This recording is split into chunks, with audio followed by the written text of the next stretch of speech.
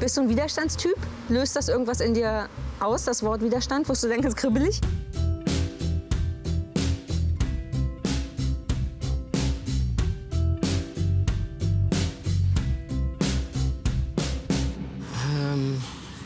Mir fällt erschreckenderweise nichts ein, wogegen ich richtig bin. Ja. Aber es ist halt eine total gute, ehrliche Antwort. Genau das ist ja so ein bisschen unser Problem. Im Grunde auch so ein bisschen das Thema der Sendung. Dass man so denkt, vielleicht geht es uns tatsächlich zu gut. Vielleicht ist die ganze Kacke, die große Kacke, zu weit weg, als dass wir ernsthaft moppern. Ich habe einen sehr stark ausgeprägten Gerechtigkeitssinn. Aber zugegebenermaßen in erster Linie mir selbst gegenüber. Also ich meine, ich kann, also politisch vielleicht nicht, widerstandsmäßig. Ja. Im Privaten bin ich widerspenstig wahrscheinlich. Jetzt fluch halt endlich. Claudia, sag, wie es ist. Wir sind die Generation, man müsste mal. Wir sind die Ersten, die immer alles besser wissen, die Letzten, die wirklich etwas tun. Die Generation ist total unentschlossen. Am Abendbrottisch mit Freunden bei Rotwein, unglaublich voller Selbsterkenntnis und auch Selbstkritik. Ja, man peitscht sich dann auch schon aus und ist wahnsinnig einsichtig und weiß genau, was man tun müsste. Ja. Das hat man dann am nächsten Tag vergessen. Aber warum? Ich verstehe es nicht so richtig, wenn davon das Überleben der eigenen Kinder abhängt. Ich meins nicht. Deswegen kann ich sogar noch nachvollziehen, ohne Leidensdruck bewege ich meinen fetten Arsch nicht so sehr. Ich mag darauf eigentlich nicht antworten. Okay. Weil, sei mir nicht böse, aber das Warum ist mir eigentlich egal. Wir können ja nur konstatieren, es ist so. Ich bin gegen Einschränkung von Freiräumen. Ich bin gegen Regelungen, die nicht erklärt werden. Ich bin für Barrierefreiheit. Ich bin gegen Regale voll Shampoo-Marken und wenn ich einfach nur irgendein Shampoo haben möchte.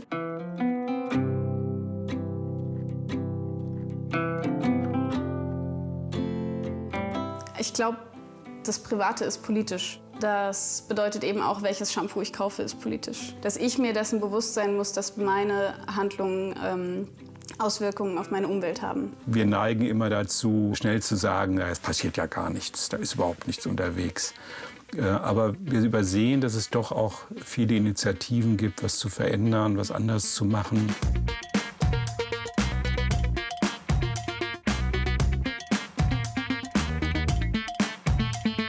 Aus allen Umfragen, die wir kennen, ist der Anteil der Leute, die sagen, ich möchte mehr zu sagen haben, möchte mehr Einfluss nehmen können. Das liegt so je nach Umfrage bei 80-90%. Wir halten uns so ein bisschen busy mit kleinen Aktionen. Ja?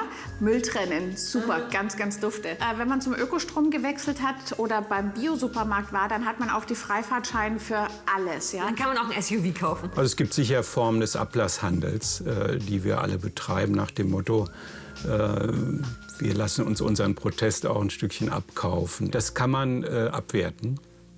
Ich finde das aber eine Bereicherung. Wenn wir widerstehen, Nein sagen, artikulieren wir uns. Wir gehen in die Öffentlichkeit. Wir müssen bereit sein, dass andere Leute darauf aufmerksam machen, auf die Fallstricke der eigenen Forderung, auf die Unausgewogenheit. Und daraus ergibt sich Lernen. Daraus wird man klug. Ach, Kike. Wir sitzen also alle schon in den Startlöchern und sind bereit, mal so richtig Widerstand zu leisten. Wir warten einfach nur noch auf den großen Knall. Soll mich das jetzt beruhigen? Weniger ist besser als nichts. Der Diskurs bringt uns voran. Das ist mir irgendwie zu theoretisch. Es muss doch Leute geben, die Sachen wirklich in die Hand nehmen und sich demonstrativ ein besseres Leben auf diesem Planeten basteln. Oder nicht? Es ist eine Frechheit, dass etwas derart Chaotisches, Kriminelles und Mörderisches wie die bestehende staatliche Ordnung mir Tag für Tag als alternativlos und bestmöglich verkauft wird. Ich bin nicht mehr bereit, diese Frechheit zu akzeptieren.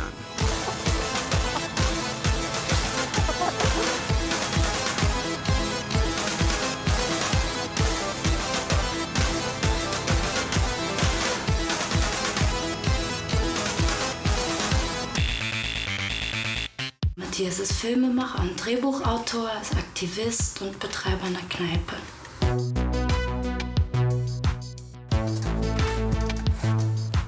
Der Sender Freies Neukölln ist ein Videoblog, den Matthias seit einigen Jahren betreibt. Prinzipiell ist alles Thema, was Matthias interessiert, stört, aufstößt. Das sind immer wieder letztlich dieselben Fragen danach, wie können wir uns ein herrschaftsfreies Leben eigentlich überhaupt vorstellen. Ich weiß, dass unser derzeitiges System und die davor und alle unflexiblen Systemismen nur von einer Krise in die nächste taumeln können. Deshalb ist Protest meine Mission.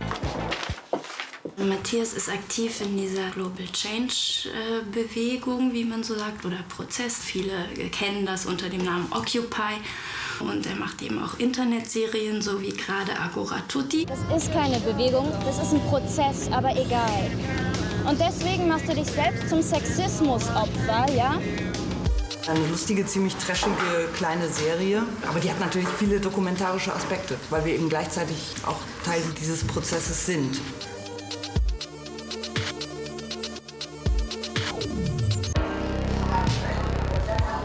Das Besondere an Matthias ist, dass er seine Vorstellungen radikal in allen Bereichen umsetzt. Das heißt, er organisiert die Kneipe in einer sehr kollektiven Ausrichtung. Er macht dieses Hausprojekt, wo Leute zusammen ein quasi selbstbestimmtes Leben aufbauen mit Selbstversorgergarten und eigener Wasserquelle. Eine perfekte Welt in Matthias Augen wäre sicher eine ohne irgendwelche Herrschafts- und Machtstrukturen. Sie wäre radikal freundlich. Sein eigener Herr sein, machen, was man für gut und richtig hält und radikal freundlich bleiben.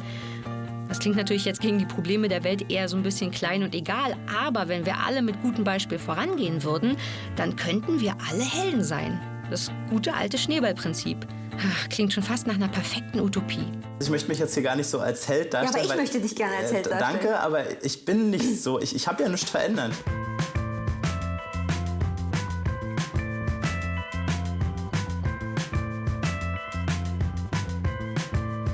Du siehst dich überhaupt nicht als widerspenstig, wollte ich gerade sagen, als Widerständler. Nee, irgendwie nicht. Also ich habe schon mal sogar eine eigene Partei gegründet in jugendlichen Jahren. Ja. Und da bin ich dann ein bisschen frustriert rausgegangen und habe als erstes gemerkt, so, das ist nicht meine Form des Widerstands. Aber generell hast du augenscheinlich Lust auf Widerstand. Wenn ich merke, etwas läuft schlecht, dann stelle ich mir selbst Regeln auf, um meine Intuition wegzudrücken und das bessere Handeln zu bevorzugen. Einerseits versuche ich, das Problem komplett an der Basis anzufassen, und zwar indem ich, und das ist meine Idee davon, die Gleichberechtigung der Geschlechter herstelle. Ja. Und dann muss man noch sich konkrete Actions raussuchen, wo man mitmacht, und das heißt halt Demos, ganz, ganz viel lesen, sich informieren, es mit den Freunden teilen und, weiß nicht, Unterschriftenaktionen und sowas. Ja. Also ganz konkrete Sachen. Gibt es Momente, in denen du so ein schlechtes Gewissen kriegst? Es gibt schon Momente, in denen ich denke, ach fuck ey, vielleicht müsste man wirklich einfach mal mehr, schon mal jetzt das Maul aufreißen, auch wenn es nicht brennt. Erwischst du dich bei sowas? Wenn man damit erstmal anfängt, was keine Ausrede ist dafür, dass man sich gar nicht engagiert, würde das für mich bedeuten, dass ich, warum fängt man bei einer Sache an und was ist die eine Sache, für die man sich engagiert? Und dann die nächste Frage, engagiert man sich dafür, dass man sich besser fühlt oder, weil eigentlich könnte man ja noch mehr machen, aber am Ende des Tages, glaube ich, ist die Lösung aller Probleme ja nur, dass es den Mensch und die Menschheit nicht mehr gibt. Dann gäbe es keine Umweltverschmutzung mehr, dann gäbe es keine Kriege mehr und keine Ungerechtigkeiten. Wenn ein Mensch seine eigenen Einflussmöglichkeiten nicht sieht, zieht er sich zurück und resigniert. Kann ich nicht akzeptieren. Letztendlich, glaube ich, ist es alles immer eine Frage von Zeit. So, und es gibt halt wahnsinnig viele Kräfte im Leben, die versuchen, an meiner Zeit zu ziehen und die für sich zu beanspruchen. Und das sehe ich halt als größtes Problem, auch sowas wie Arbeit. Ja? Es ist natürlich sehr schwierig, wenn man einen anstrengenden Job hat, sich zu bemühen, sich politisch einzubringen. Das entscheidende Prinzip, egal wie viel man tun kann, ist, versuch Gutes zu tun und dann mach es und rede darüber. Solange nicht Leute in einer Gesellschaft vorangehen und sich hinstellen und sagen, ich will anders leben, solange wird gar nichts passieren. Und ich sage, das, was jetzt vor uns ist global und da stellt sich wirklich die Frage, wie wir leben wollen. Ich glaube, dass es richtig kracht, nur wenn es den Leuten persönlich schlecht geht. Also braucht man Eigennutzen für Widerstand. Das muss richtig, denn man könnte ja natürlich auch gegen ganz viele Sachen sein. Und wenn man anfängt, mal richtig hinzuschauen, dann kann man sich im Prinzip gleich verbrennen für alles Leid der Welt. Ja? Es braucht Ereignisse, Auslöser, es braucht besondere Herausforderungen, um dann eine ganze Menge Leute in Bewegung zu setzen. Jetzt möchte ich nicht mehr über Widerstand reden, jetzt will ich Feuer machen. Schluss mit reden, oder? Ja. Zeit mal was anzuzünden. Ja, lass mal Sachen anpacken. Ja. Brennende Autos, weiß ich nicht. Ne? Ja. Habe ich mich immer schwer damit getan. Wäre ich auch schnell als Spießer abgetan, auch in meinem Freundeskreis. Das trifft ja immer die Falschen. Und am Ende des Tages werden nur die Versicherungsbeiträge höher. So, Ja. also. Du bist ein Spießer. Komm, und jetzt saufen wir ein. Na los. Ah. Prost. Es gibt eine Zauberformel für Widerstand. Die Erfahrung, dass es auf einen selber ankommt. Die sogenannte Selbstwirksamkeitserfahrung, wie die Psychologen sagen. Jemand, der den Eindruck hat, ich kann was bewegen, der ist hoffnungslos verloren für autoritäre Verhältnisse. Das sind Leute, die immer mal wieder auf die Idee kommen, halt noch mal, wieso lasse ich das über mich ergehen? Wow, mit einem Widerspruch zur Revolution. Sobald ich also grundsätzlich Dinge kacke finde, selbst mit Rotwein im Wohnzimmer, dient es quasi als Nährboden dafür, dass sich was ändert. Cool. Also Salonbolschewisten aller Länder, vereinigt euch. Und ich kann ja noch so ein bisschen liegen bleiben. Was sagst du, Maria?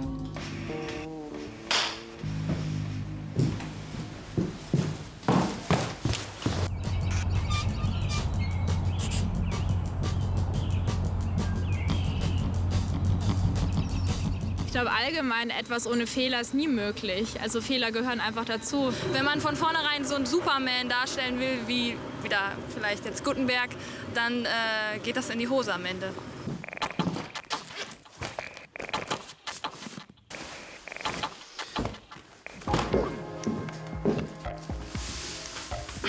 Gestern wollte ich verreisen. War nicht gewesen. Flughafen dicht. Noch nicht mal fertig gebaut. Also direkt eine Ohren gemacht. Zum zweiten Mal Inbetriebnahme verschoben. Und Politik soll schuld sein, sagt man. Und das uns, wo wir Deutschen noch für Pünktlichkeit und Zuverlässigkeit stehen. Und wenn dann doch mal was schief geht, dann rollen Köpfe. Und hier geht's nur um den Flughafen. Dabei ist Irren doch menschlich. Und die Erfahrung lehrt, dass je dringender etwas klappen muss, desto wahrscheinlicher ist, dass es schief geht.